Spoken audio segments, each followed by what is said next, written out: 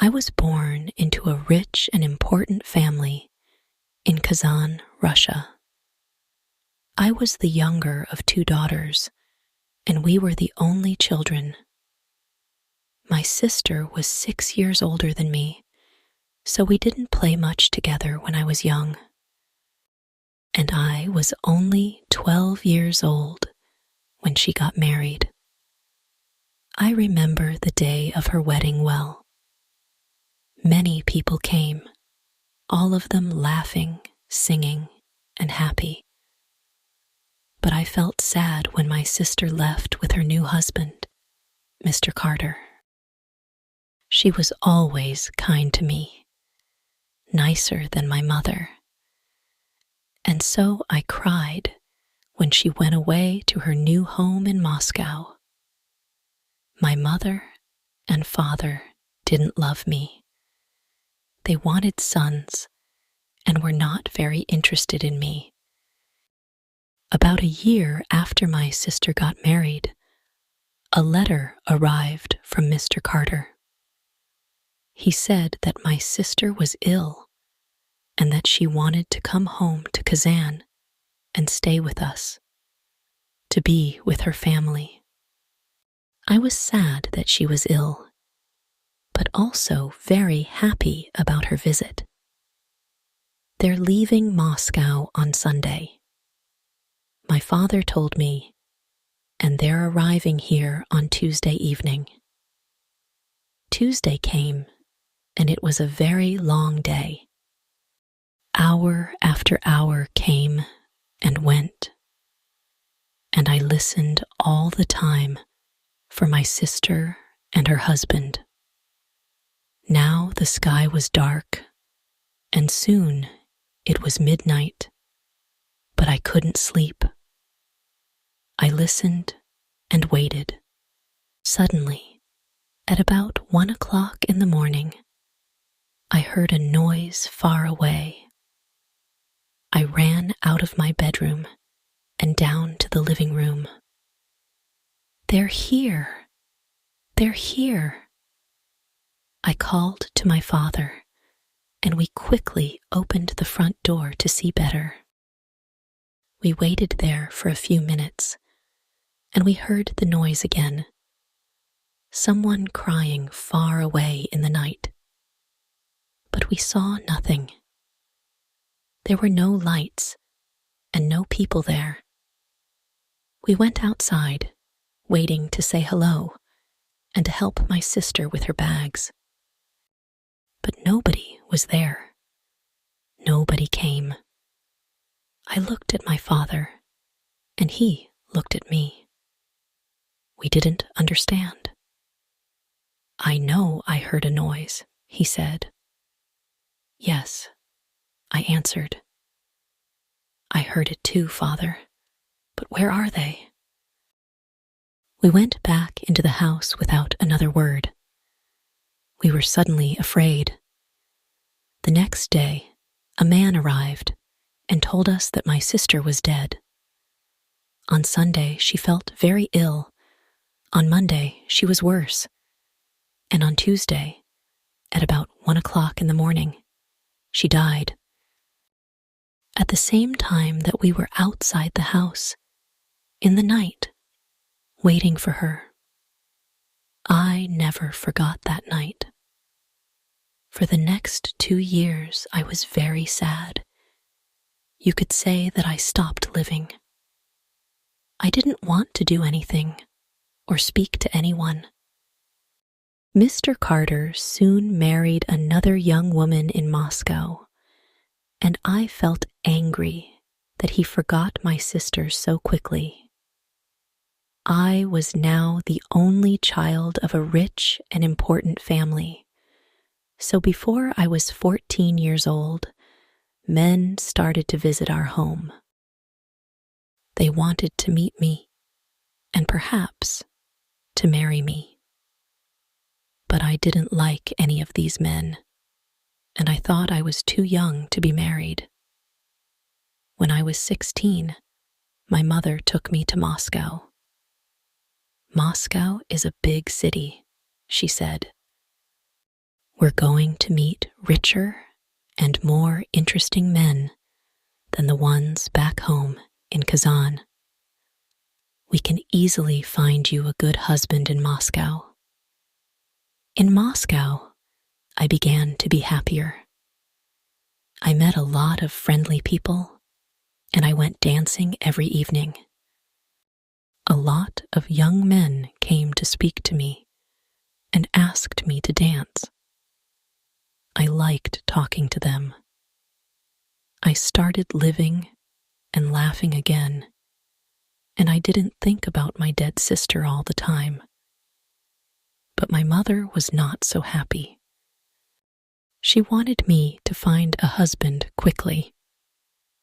One night before I went to bed, she came into my room and said, "Do you know Lord Kingston?" "Oh, yes," I answered. "He's that ugly old man from Arzamas." "He's not ugly, and he's not old, Fanny," my mother said quickly. "He's from a very rich and important family, too, and he wants to marry you. He loves you, loves me, wants to marry me. But he's making a mistake, Mother," I said. "I don't love him. I can't marry somebody I don't love." "Think about it, Wendy," my mother answered quietly. "He's a good man, and he wants to marry you. You're a very lucky young woman." My mother left the room, and I sat quietly for a long time. Lord Kingston was a nice, friendly man, I thought. I didn't love him, no, but I did like him. He always talked about interesting things. I never felt happy at home with my mother and father, but I always felt better when I talked to him. The next morning, when I saw my mother, I said only one word. Yes. Lord Kingston and I got married the next spring, and 2 days after our wedding, we said goodbye to my family and left Kazan. 3 days later, we arrived in Arzamas, and I saw my husband's beautiful house for the first time. It was near a river, and there were many trees and flowers in the garden. Birds sang in the trees, and the sky was blue. I stood next to him and looked at it all, and I felt very, very happy. "Come," my love said, my husband. "You must come in and meet Marita. She cooks and cleans and knows everything about the house."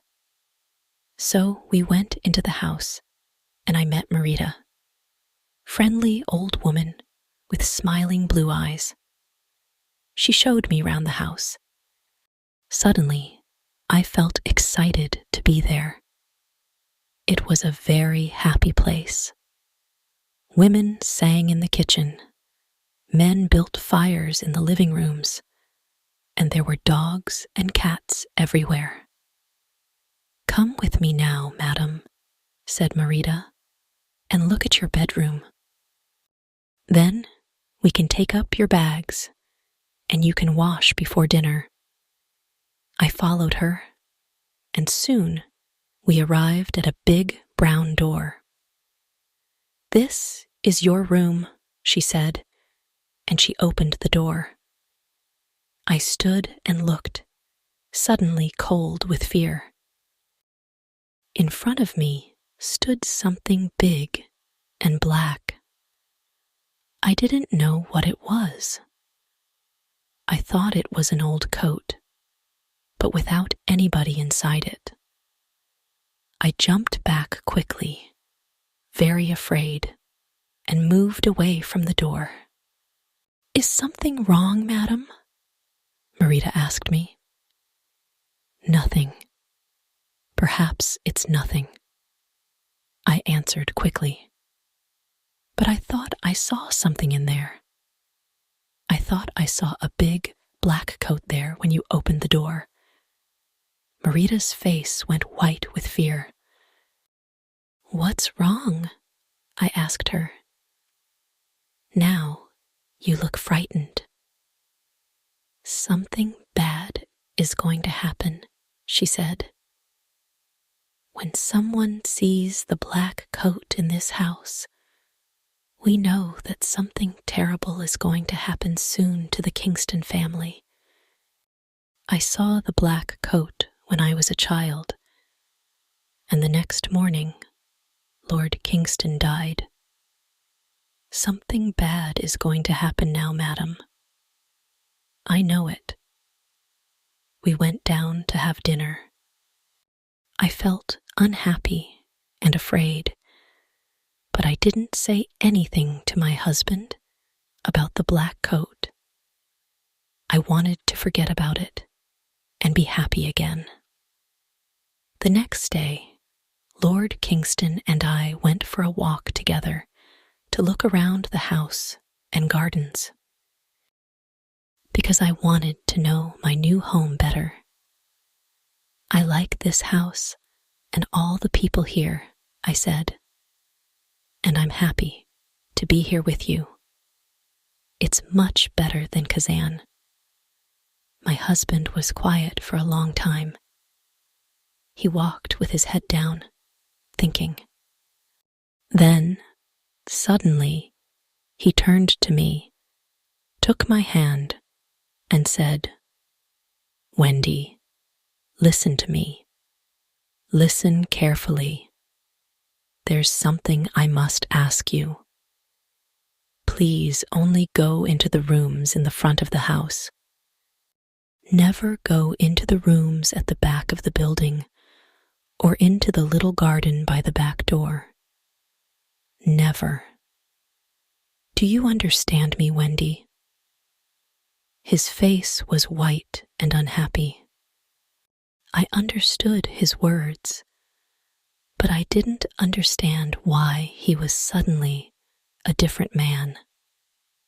Here at Arzamas, he never smiled or laughed anymore. Perhaps the back of the house was dangerous, I thought, but he didn't want to talk about it anymore. We went back to the house without speaking, and again I tried to forget his words and to be as happy as I was before. It was about a month later that I met the other woman for the first time. One day, I wanted to go for a walk in the gardens. It was a beautiful day, and I ran up to my room after lunch to get my hat and coat. But when I opened the door of my room, there was a woman sitting near the fire. She was about 40 years old, and she wore a black coat.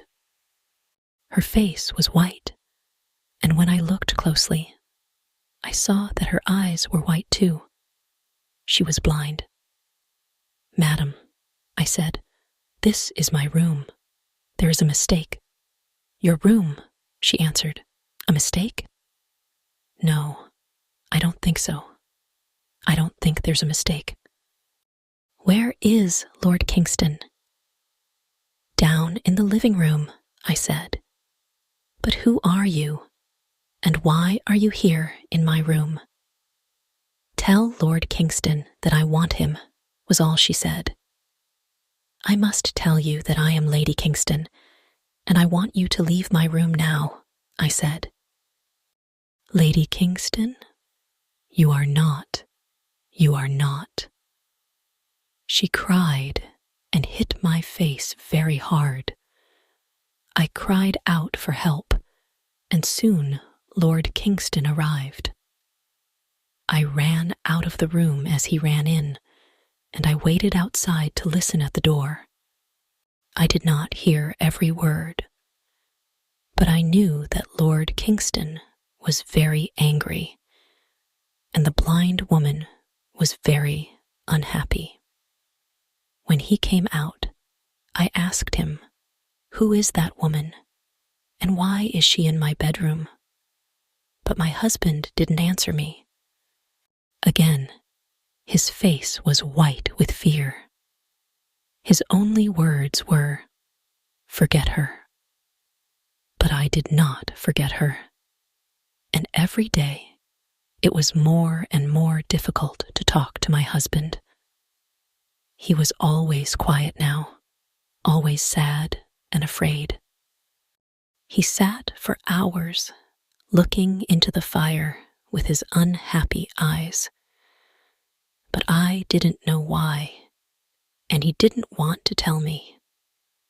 One morning after breakfast, Lord Kingston suddenly said, "I have the answer. We must go away to another country. To France or Spain, perhaps. What do you think, Wendy?" He didn't wait for my answer, but left the room very quickly. I sat and thought for a long time.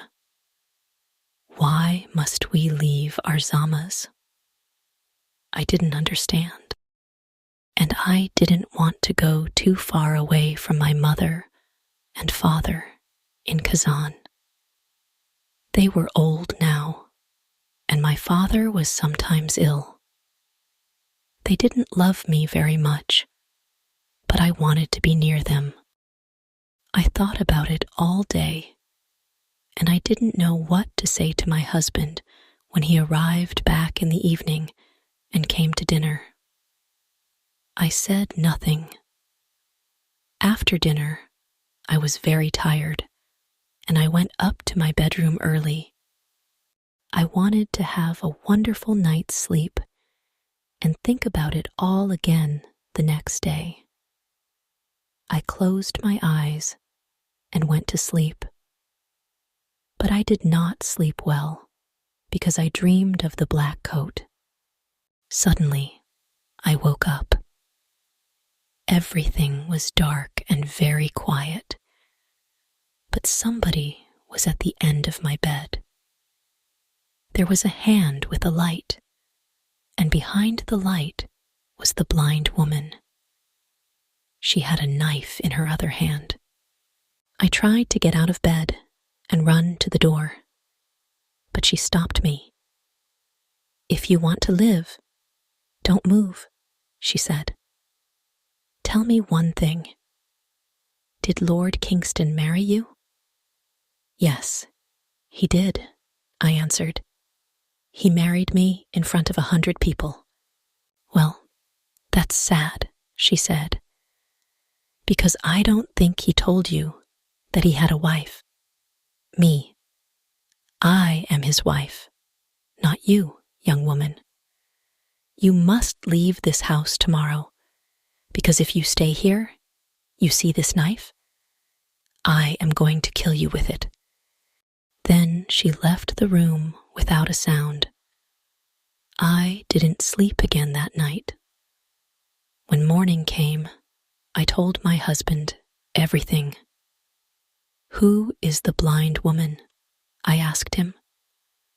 "She told me last night that she is your wife, that I am not your wife." "Did you go into the rooms at the back of the house?" asked my husband angrily. "I told you that you must never go there." "But I didn't," I answered. "I was in my bed all night. She came to me. Please tell me what is happening." My husband's face was white again, and he didn't speak for a long time. Then he said, "No, she is not my wife. You are. Don't listen to her. She doesn't know what she is saying." And he left the room. I ran to find Marita. I didn't like this house anymore. My husband was a difficult man, and I didn't understand him. Who was the blind woman? I wanted to know everything. "Don't cry," Madam said Marita when I found her. Sit down and listen to me. What I am going to tell you is not very nice. The blind woman, the woman in the black coat, is dead. You saw her ghost. She was married to your husband, and she was Lady Kingston. Nobody knows how she died. Her bedroom was at the back of the house. Somebody saw your husband with a knife in his hand on the night she died. But did he kill her? Nobody knows. When we found her, the knife was on the floor next to her, and her eyes. Somebody cut her eyes out after she died. Perhaps he didn't want her to see his other women, his next wife. You. I didn't wait to speak to my husband again. I left that day. I was too afraid to stay another minute at Arzamas. I knew that the blind woman was going to come back again and kill me.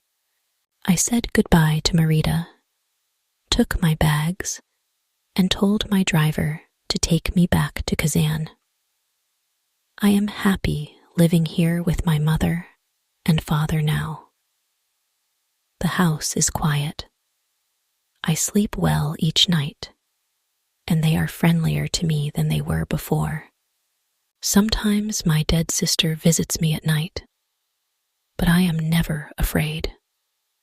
She tells me that the blind woman is trying to find me at Arzamas, and that she wants to kill me.